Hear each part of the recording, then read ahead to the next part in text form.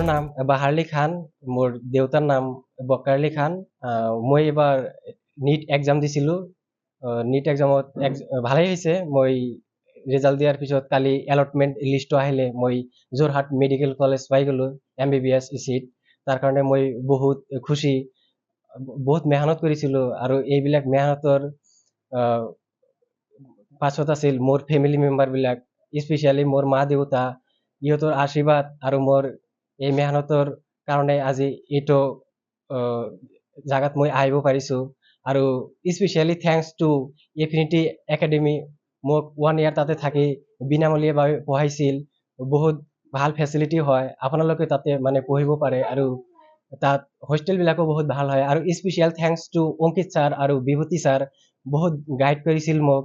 আৰু সেইটো চানডে যে এক্সাম হৈ থাকে সেইবিলাক মই সদায় এপিয়াৰ হৈ থাকিছিলোঁ। আৰু এক্সাম কিবা বেয়া হ'লে এক্সট্ৰা গাইড কৰিছিল আমাক। তো সেইবিলাকৰ কাৰণে এফিনিটি একাডেমিক মই স্পেচিয়েল থেংকছ দিব বিচাৰিছোঁ।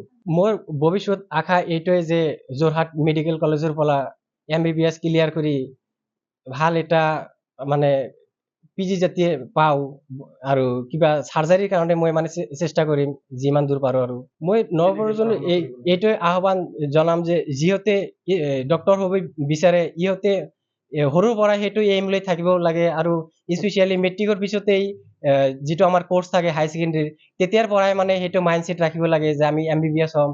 আৰু আজিকালি চবেই গম পায় যে কাট অফ কিমান হাই গৈ আছে।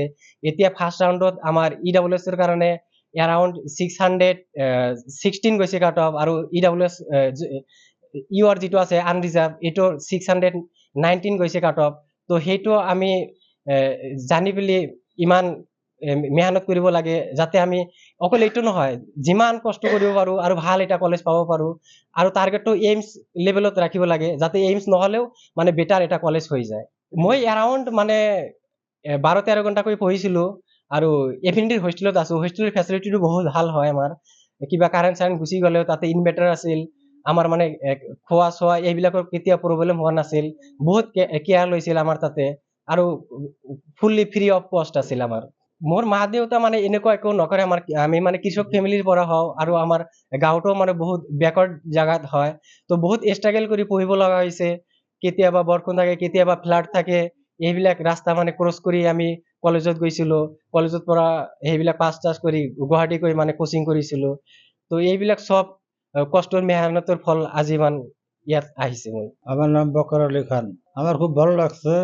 আমি খুব কষ্ট করে ছেলেটা পড়াইছি। পাশ করে আর সবার ডাক্তারি পাস ঠিকমতো ভালো মতো করতে পারে, সকলের জন্য সেবা করতে পারে, সকলের জন্য শ্রদ্ধা দেয়, সবাই মহব্বত করতে পারে, আর সবার জন্য খেদমত করতে পারে। এটাই আমি আশা করি যে এই গ্রামবাসী সকলকে জানি খুব মহব্বত করে। আর ময়মুরু সকলে জানি ময়মুরু মান দিয়ে চলে, এটা আমি আশা করি।